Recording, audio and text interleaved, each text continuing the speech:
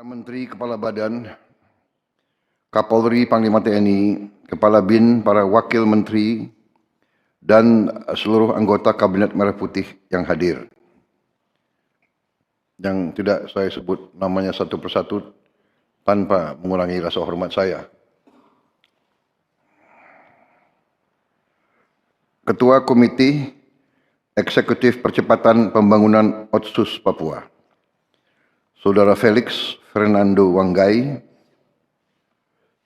beserta para anggota komite, Saudara John Wempi Wetipo, Saudara Ignatius Yogo Triyono, Saudara Paulus Waterpau, Saudari Ripka Haluk, Saudara Ali Hamdan Bogra,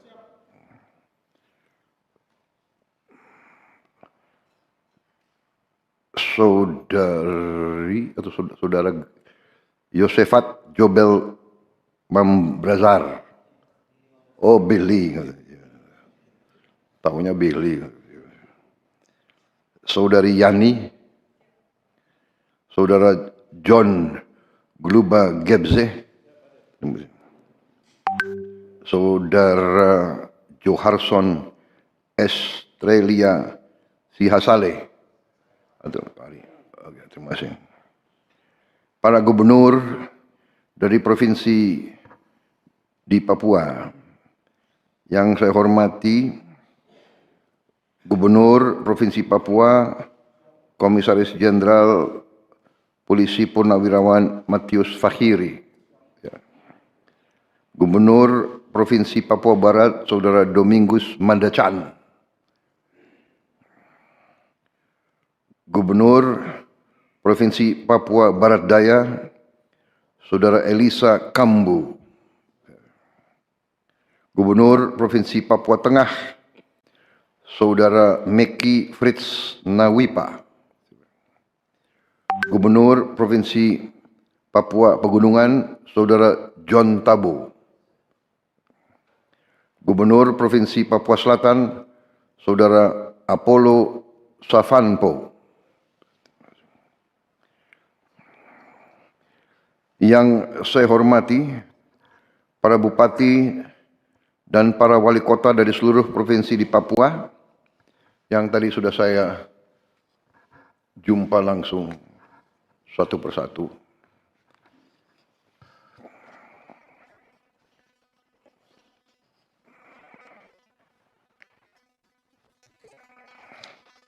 Saudara-saudara sekalian, pertama-tama sebagai insan yang bertakwa, marilah kita tidak henti-hentinya memanjatkan puji syukur kehadirat Tuhan Maha Besar, Tuhan Maha Kuasa yang memiliki sekalian alam. Hanya kepadanya lah kita berdoa dan hanya kepadanya lah kita meminta pertolongan. Kita bersyukur atas segala karunia, kesehatan, dan kedamaian yang masih diberikan kepada kita, sehingga kita dapat berkumpul bersama dengan seluruh gubernur, bupati, dan wali kota dari Papua sore hari ini untuk membahas percepatan pembangunan otonomi khusus Papua. Kita selalu ingat saudara-saudara kita yang mengalami musibah, bencana di Aceh, Sumatera Utara, dan Sumatera Barat, dan juga di tempat-tempat lain yang beberapa saat juga mengalami musibah. Kita berdoa mereka diberi kekuatan dan kita semua diberi petunjuk sehingga kita semua bahu-membahu secara gotong royong bisa bersatu untuk segera mempercepat pemulihan keadaan di daerah-daerah tersebut. Tapi yang terutama adalah juga proses pembangunan, proses transformasi bangsa tidak boleh terhenti, tidak boleh terpengaruh. Di tengah cobaan, di tengah rintangan, di tengah hambatan, kita harus lebih keras lagi bekerja lebih kuat usaha kita untuk meneruskan proses transformasi bangsa kita. Saya ingatkan kita semua bahwa bangsa kita harus transformasi menjadi negara yang modern, negara yang maju, negara yang makmur. Tidak boleh ada bagian dari negara kita yang tertinggal. Setiap daerah, setiap provinsi, setiap kabupaten, setiap kota harus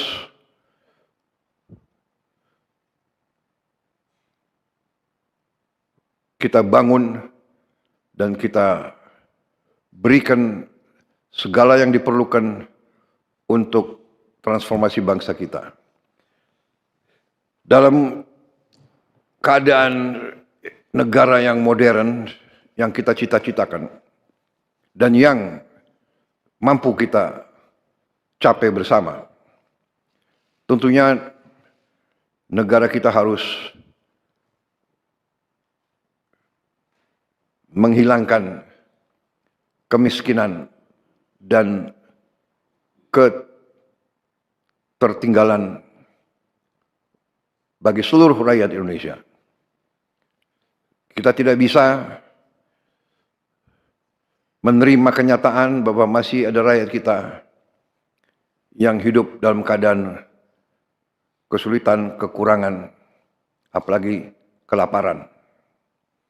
Kita sebagai bangsa hari ini ekonomi kita diakui ke-8 terbesar di dunia. Diperkirakan dalam waktu 15-20 tahun lagi kita bisa mencapai negara ke-5 bahkan ke-4 terbesar di dunia ekonomi kita. Masalahnya adalah pemerataan. Masalahnya adalah pemerintahan kita, pengelolaan kita, manajemen kita sebagai bangsa, bahwa kita harus memanage, mengelola kekayaan kita dengan searif-arifnya, sepandai-pandainya, dan sejujur-jujurnya, sehingga sumber daya kita yang sangat besar bisa dinikmati oleh seluruh rakyat Indonesia. Saya mengajak semua pihak, semua unsur pimpinan, para gubernur, para wakil gubernur, para bupati, wakil bupati, wali kota, wakil wali kota, para menteri, para pejabat semuanya, komite percepatan, mari kita bersama-sama menjalankan tugas dan tanggung jawab yang besar ini, yang ada di pundak kita masing-masing. Saudara-saudara, kita semakin hari semakin tahu betapa potensi, betapa kenyataan kekayaan kita. Tetapi kita juga harus mengakui bahwa kita masih belum handal dan belum cakap untuk menjaga dan mengelola kekayaan kita masing-masing. Untuk itu, pemerintah pusat sedang bekerja keras untuk membenahi diri kita di tingkat pusat. Kita harus mengakui, tidak bisa kita tutupi, tidak bisa kita sembunyikan, tidak baik untuk kita tidak hadapi kekurangan-kekurangan kita. Saya selalu mengajak, bukan untuk menurunkan semangat kita, tapi untuk justru membangkitkan semangat kita. Korupsi, penyelewengan, penyalahgunaan kekuasaan, mencari keuntungan pribadi, kelompok dari kekayaan negara, membiarkan kekayaan negara dicuri, diselundupkan, ini di ujungnya adalah akan memperberat kehidupan rakyat kita semua. Karena itu pemerintah pusat bekerja keras. Kita terus melakukan upaya-upaya menegakkan hukum, mengusut segala penyelewengan, dan kita tidak akan ragu-ragu mencopot, memecat pejabat-pejabat yang tidak mampu. Tanpa memandang bulu, tanpa melihat partai mana, asal-usul, suku mana, agama mana, ras mana. Siapa yang tidak bisa setia menjalankan tugas rakyat, kita persilahkan untuk berhenti dari jabatan-jabatan pengabdian kepada negara dan rakyat.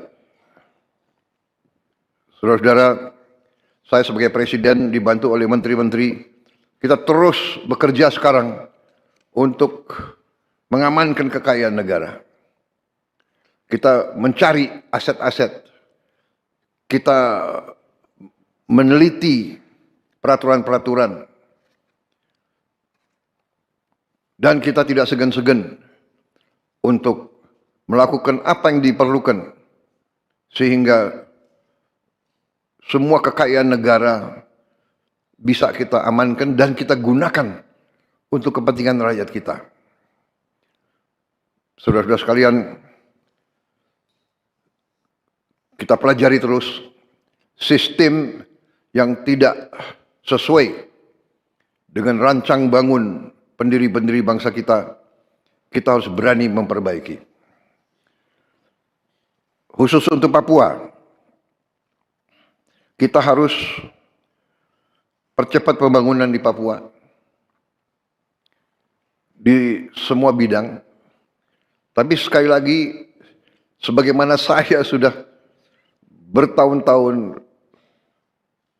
menggarisbawahi bahwa dasar dari semua kehidupan bangsa adalah kemampuan bangsa itu untuk menjamin makanan untuk rakyatnya. Karena itu masalah pangan itu sangat utama. Karena itu pangan menjadi dasar dari transformasi bangsa kita. Terus terang aja, ya, saya kembalikan semuanya atas keyakinan paling mendasar ini. Semua kehidupan manusia, semua peradaban manusia, semua negara yang berdiri ribuan tahun sampai sekarang bisa berdiri, bisa bertahan karena dia aman pangannya. Untuk kita aman pangan, kita harus swasembada pangan. Kita harus menjamin produksi pangan kita sendiri. Dan ini tidak hanya pangan secara nasional, kita harus swasembada pangan secara provinsi. Bahkan bila perlu secara kabupaten. Bencana yang kita lihat sekarang di Sumatera Utara, Aceh, dan di Sumatera Barat memberi pelajaran lagi kepada kita. Dan saya yakin saudara-saudara di Papua juga mengalami itu. Bahwa kalau terjadi sesuatu di mana komunikasi putus, desa itu harus bisa bertahan. Kecamatan itu harus bisa bertahan. Kabupaten itu harus bisa bertahan. Dan ini adalah pelajaran nenek moyang kita. Tanyalah kepada kakek-kakek kita. Ya, dulu ada lumbung desa. Kita harus ada lumbung desa sekarang. Harus ada lumbung kecamatan. Harus ada lumbung kabupaten. Harus ada lumbung provinsi. Dan harus ada lumbung-lumbung nasional. Kita akan lakukan itu. Kita akan membantu saudara-saudara supaya setiap kabupaten bisa swasembada pangan. Menteri Pertanian sudah melakukan langkah-langkah. Kita akan buka sumber-sumber pangan di semua kabupaten. Masalahnya adalah karena negara kita begitu besar, tidak bisa satu pulau tergantung pulau lain. Satu ongkos logistik itu terlalu besar, sehingga beras yang mungkin produksinya di satu daerah mungkin hanya Rp8.000 atau Rp9.000, di suatu provinsi bisa Rp25.000.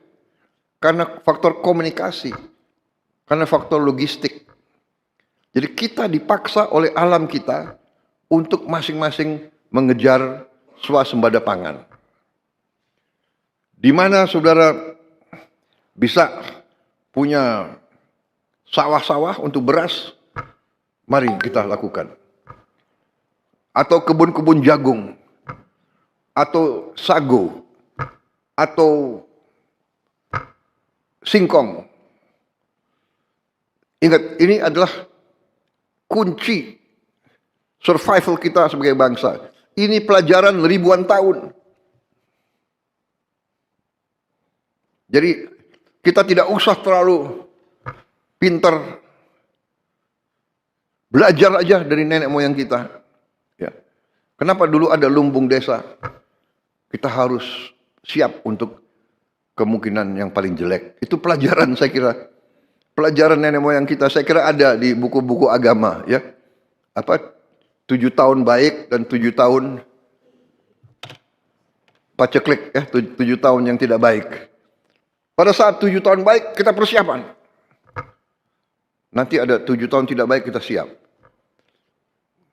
Alam juga harus kita hadapi dengan baik. Saudara-saudara, di bagian dunia tertentu, air sangat susah. Air sangat susah. Negara-negara banyak yang hancur karena nggak ada air. Kita, air berlimpah. Bahkan kadang-kadang menjadi musibah bagi kita. Jadi ini adalah hal-hal yang saya minta saudara-saudara ya, menggunakan sebagai dasar. Basic azas yang paling penting adalah jamin makan. Kita bersyukur begitu di tengah badai, di tengah bencana, sumber makan kita, pangan kita cukup. Bahkan Menteri Pertanian laporan kepada saya, untuk daerah-daerah terdampak bencana, kita mampu dari pemerintah pusat mengirim 3 kali kebutuhan. Jadi tidak ada alasan di daerah terdampak kesulitan pangan. Ya, tidak ada alasan untuk khawatir karena kenyataannya kita mampu. Memang dilaporkan kalau tidak salah ada berapa puluh ribu sawah yang rusak, 70.000 ya. Semuanya di 3 provinsi 70.000. 3 provinsi 70.000 hektar yang rusak. Kita akan kembalikan segera, tapi kita sudah punya antisipasi. Kita sudah siapkan sawah-sawah baru. yang cukup besar. Mungkin tahun ini Menteri Pertanian kita siapkan sawah baru 225.000 hektar. Dan terus kita akan siapkan tahun-tahun yang akan datang. Tetapi strategi kita sekarang adalah tiap kabupaten harus swasembada pangan. Yang kabupaten yang paling sulit medannya pun kita harus cari benih yang cocok. Ya. Mungkin di pegunungan itu mungkin perlu perhatian yang khusus ya untuk sumber karbohidrat dan sumber protein. Jadi maksud dan tujuan kita bentuk komite ini untuk membantu semua gubernur dan semua bupati ya untuk mempercepat pembangunan supaya anggaran bisa langsung terwujud, harus terwujud untuk kepentingan rakyat. Program-program penting pemerintah untuk membantu percepatan pembangunan Papua juga adalah sama dengan untuk daerah-daerah lain. Program makan bergizi gratis sudah sampai ke Papua. Mungkin masih ada beberapa yang belum sampai, daerah-daerah terpencil, tapi kita akan tuntaskan. Sekolah rakyat juga harus juga dinikmati sampai di tiap kabupaten. Kampung nelayan tentunya di daerah pesisir. Pembangunan fasilitas umum, ketahanan pangan, food estate, ini menjadi prioritas. Jalan Trans Papua juga harus kita tuntaskan supaya akses ke semua bagian dari Papua lebih baik, membuka daerah-daerah yang terisolasi, juga agar harga logistik bisa kita potong, kita kurangi. Selain swasembada pangan, juga swasembada energi. Jadi kita berharap tiap daerah juga nanti swasembada energi. Saya kira Papua punya sumber energi yang sangat baik dan Menteri ESDM juga sudah merancang bahwa daerah-daerah Papua harus menikmati hasil daripada energi yang diproduksi di Papua. Di samping itu, kita ujungnya nanti daerah-daerah yang sulit, kita harus dengan menggunakan tenaga surya atau tenaga air. Teknologi tenaga surya sekarang sudah semakin murah dan ini bisa untuk mencapai daerah-daerah yang terpencil. Juga tenaga hidro juga sekarang ada hidro yang mini yang bisa juga dipakai di daerah-daerah yang terpencil.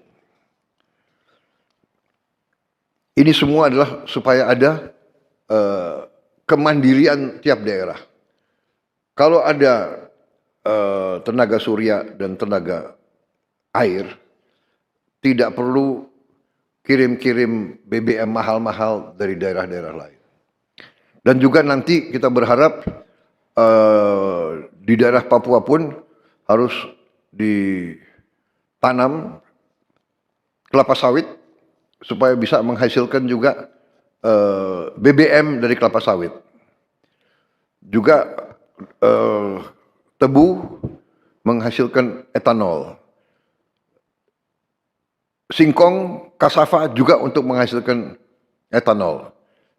Sehingga kita rencanakan dalam 5 tahun semua daerah bisa berdiri di atas kakinya sendiri swasembada pangan, dan swasembada energi.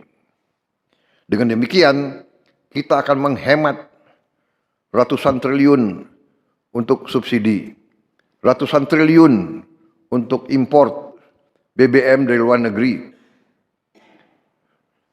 Tahun ini, tiap tahun kita mengeluarkan ratusan triliun untuk import BBM. Kalau kita bisa tanam kelapa sawit, tanam singkong, tanam tebu, pakai tenaga surya dan tenaga air, bayangkan berapa ratus triliun kita bisa hemat tiap tahun. Menteri SDM, berapa import kita BBM dari luar? 520 triliun. Bayangkan, kalau kita bisa potong setengah, berarti ada 250 triliun. Apalagi kita bisa potong 500 triliun. 500 triliun itu berarti tiap kabupaten bisa punya, kemungkinan bisa punya 1 triliun. Tiap kabupaten. Bagaimana membangunnya kita coba? Bayangkan kita biar negara kayak apa. Ini bisa kita lakukan.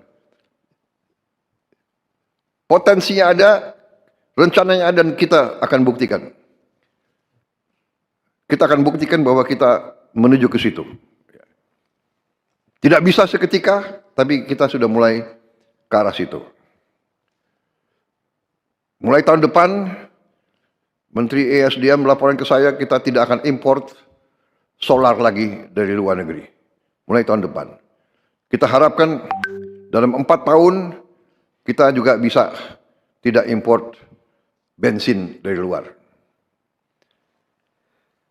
Saudara-saudara,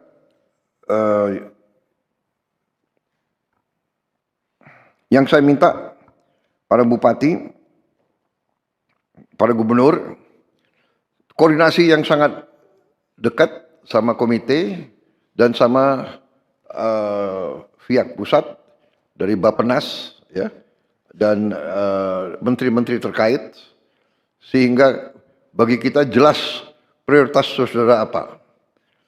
Silakan saudara-saudara merancang, para bupati sama gubernur, apa yang menjadi perhatian utama saudara-saudara, kesulitan utama saudara-saudara, prioritas saudara-saudara.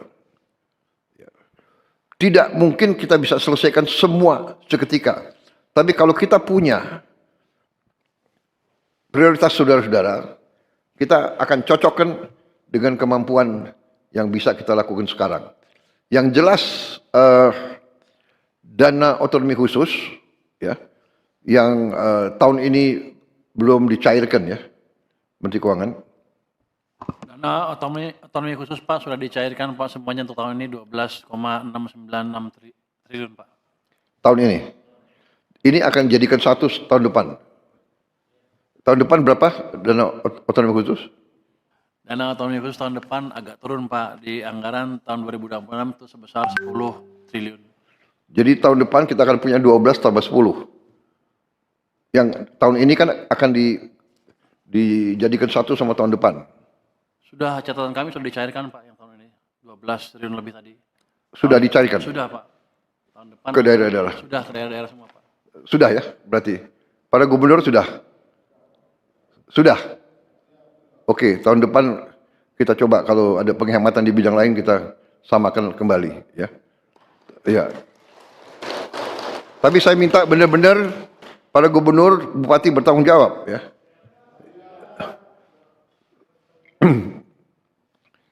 Bupati dan gubernur jangan banyak jalan-jalan ke luar negeri, ya. Menggunakan dana otsus. Bisa? Kok jawabannya kurang? Bisa? Bisa, ya? Ini sekarang ini rakyatmu itu sudah pinter-pinter, semua punya gadget, ya. Nanti Mendagri, ya, awasi, ya. Jangan bupati terlalu lama ada di Jakarta. Saudara bertanggung jawab kepada rakyatmu. Ya. Komite membantu, para menteri siap. Program-program pusat pun akan kita turunkan ke saudara-saudara. Sebagai contoh, MBG mungkin untuk satu provinsi ujungnya juga sangat besar itu, ya. Karena MBG itu akan memberi makan ke semua anak. Dari mulai usia dini sampai kurang lebih umur 18 tahun. Oh, ya lulusan SMA. Termasuk ibu-ibu hamil. Hari ini kepala BGN sudah berapa?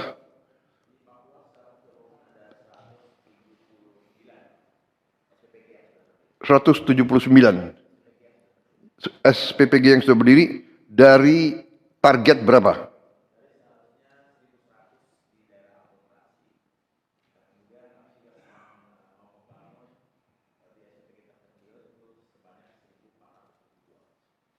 Jadi di Papua saja itu. Di Papua saja berarti totalnya nanti harus berapa? 100, kemudian daerah terpencil 1.400, kurang lebih menjadi sekitar 2.500 SPPG di seluruh Papua, Pak. Dengan total penerima manfaat 2.500. 2.500. Dengan total penerima manfaat kurang lebih 750.000 penerima manfaat, dengan dana yang akan turun ke sana kan 3 kali lipat dari yang di Jawa, Pak. Jadi kalau 750.000 itu kalau di Jawa kan 7,5 triliun. Jadi untuk di Papua ada kemungkinan akan mencapai sekitar 25 triliun, Pak. Uang badan gizi akan turun ke Papua tahun depan. Karena harga kemahalan, Pak. Indeks kemahalan. Indeks kemahalan. Iya. Tapi berarti sekarang yang sudah ada baru 100. 179, Pak. Ada 65 di Papua, 42 di Papua Barat, kemudian 8 di Papua Selatan, 30 di Papua Tengah, 5 di Papua Pegunungan, dan 28 di Papua Barat Daya. Jadi mencapai 2.500 Anda perkirakan sampai? Insya Allah Pak, bulan Maret total semuanya sudah selesai, Pak. Untuk Papua? Untuk Papua, ya. 2.500? Iya, Pak. Bulan Maret? Maret, Pak, ya. Karena sekarang sudah ada investor yang bersedia membangun di Papua, yang mendaftar di Pemda itu ada 275 investor. Kemudian totalnya itu akan ada kurang lebih nanti yang membangun di sana di Papua itu kurang lebih sekitar 300-an investor, Pak, yang akan membangun di sana.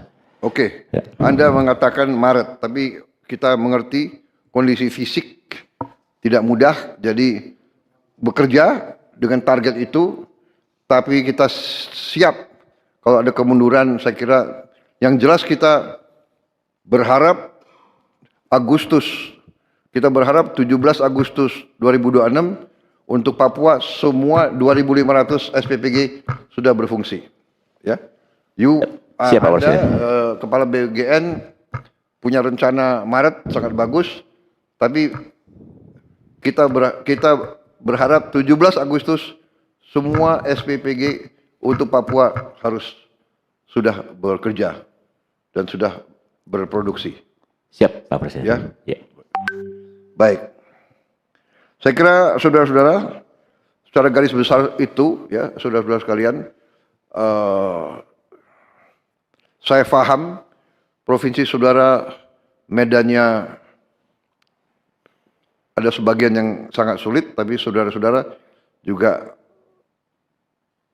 daerah saudara sebetulnya sangat potensial dan sangat indah. Sekarang pun saya kira banyak tokoh-tokoh dunia mengerti dan mau berwisata di Papua. Raja Ampat saya kira sudah jadi sangat terkenal di dunia. Mana Bupati Raja Ampat? Tapi kita harus jaga, ya, Raja Ampat dan semua kawasan jangan sampai dirusak oleh wisatawan datang dengan kapal mereka dan kadang-kadang juga meninggalkan sampah, kotoran dan sebagainya. Saya kira saudara-saudara, itu pengarahan saya kepada komite ini dan sekarang saya persilakan Mendagri dan Ketua Komite Percepatan menyampaikan paparannya atau bagaimana. Saya persilakan Mendagri. Siap, terima kasih Bapak.